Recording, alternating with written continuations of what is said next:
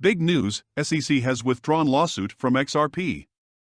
Ripple CEO Brad Garlinghouse told an audience at the DC FinTech Week conference that the SEC case against his company will be resolved in the first half of 2023. The current price of XRP for today is $0.35, and the trading volume for 24 hours is $136,000,000 We are updating our XRP price in US dollars in real time. XRP has dropped 30% in the last 24 hours. Welcome to the Rich Club channel. If you like this video, don't forget to like it and subscribe to the channel. Do you think the analysts are right about XRP? Write the answers in the comments. Giving away 500 XRP at the end of the week. One random subscriber will receive XRP coins. Take a look at the instructions in the comments section. All you need to do is write the word XRP, watch the video to the end to like and subscribe. The Relative Strength Index, RSI, has not been definitive over the past few days. Last week, the RSI held a neutral value of 50 as support, but recently this level has not passed. Thus, there may be some volatile dynamics during the weekend. Similarly, the Awesome Oscillator, AO, was also below zero. He has not yet shown a strong bearish impulse. The A/D line had a resistance zone that was directly overhead and was indicated by two dotted white lines. If A/D can overcome this region, it will be a sign of sustained demand for the XRP rally. The Directional Movement Index, DMI, showed the absence of a strong trend. ADX, yellow, it was at level 20, ADI just above the 20 mark. Technically, this indicated a bearish trend, but in general meant the absence of a significant trend over the past few days. The $0.35-$0.36 range will be important to protect the bulls over the next day or two. The formation of a lower low below this area will signal bearish strength. Momentum indicators were inconclusive on the lower timeframes. Bitcoin could also strongly influence the direction of XRP in the near future. The XRP Ledger is unique and represents a historic feat, paving the way for other technologies to choose their path. XRP Ledger, XRPL, is one of the oldest blockchain networks, and, unsurprisingly, it is gaining more and more popularity in several payment applications thanks to the Ripple on-demand liquidity service. One of the little-known facts about the network is that it was the first one that did not use proof of work, POW, as emphasized by Ripple's chief technical officer and one of the first developers of XRPL, David Schwartz.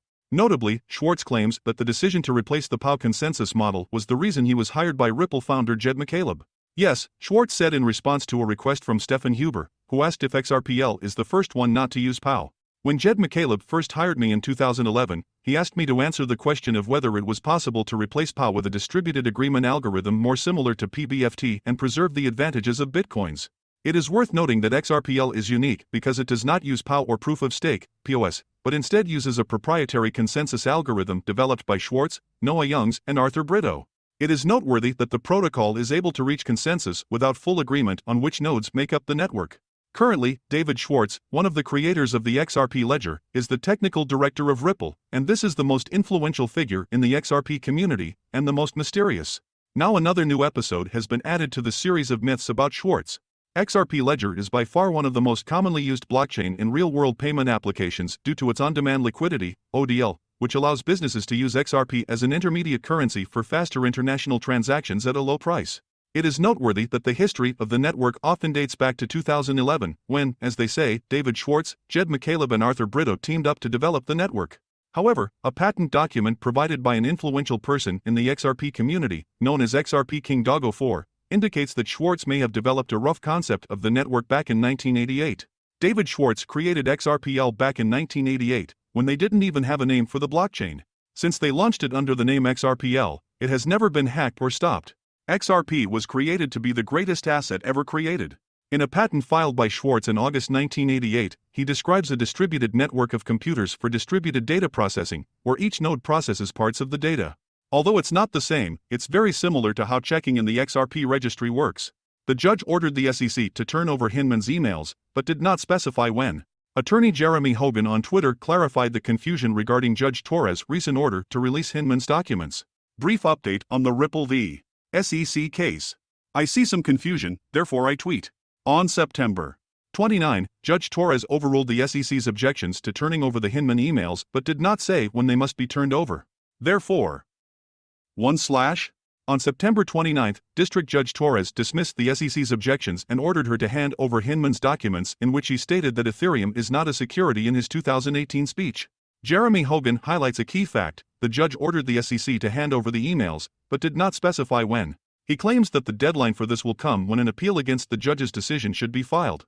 He says it will essentially take about 60 days or possibly more if the SEC wants to reconsider the decision, which remains unlikely. If the SEC was to file a motion to review Judge Torres' decision on the SEC's objections to Hinman's documents, it should have happened yesterday, October 13, as lawyer James K. Phelan explained. Hogan believes that the review of Hinman's emails may take longer if the SEC appeals the decision. This is in line with the view expressed earlier by James K. Phelan, who suggested that the SEC would use several procedural tricks to further delay the release of documents for Hinman's speech. However, Hogan assuaged concerns about the delay in the case, saying that Hinman's emails are probably relevant only to the defense of fair notice, and not to the main assertion of the lawsuit, whether XRP is a security. In addition, he stressed that Ripple did not submit a simplified decision on the protection of fair notification. Thus, the lawsuit will continue regardless of how many deferral notices the SEC files, since the problem of violating Section 5, whether XRP is a valuable asset, will have to be resolved by November 15. The Federal Reserve System will continue to tighten monetary policy in an attempt to tame inflation, Central Bank Vice Chairman Lael Brainerd told the participants of the annual economic meeting.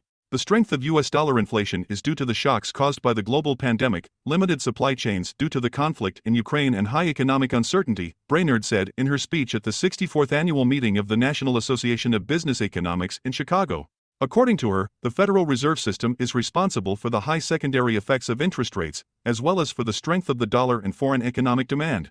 According to Brainerd, the cross-border effects of unforeseen changes in interest rates and exchange rates may reinforce lower risk tolerance, given the fragile liquidity in major financial markets.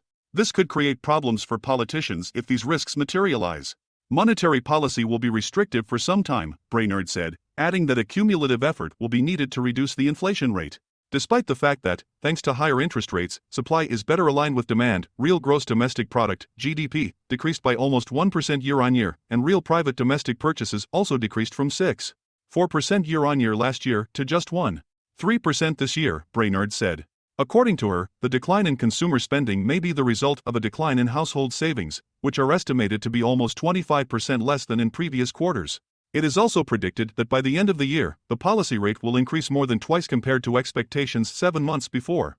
This, taking into account the increase in interest rates and broader financial conditions, means a limited recovery in the second half of the year with relatively stable GDP growth.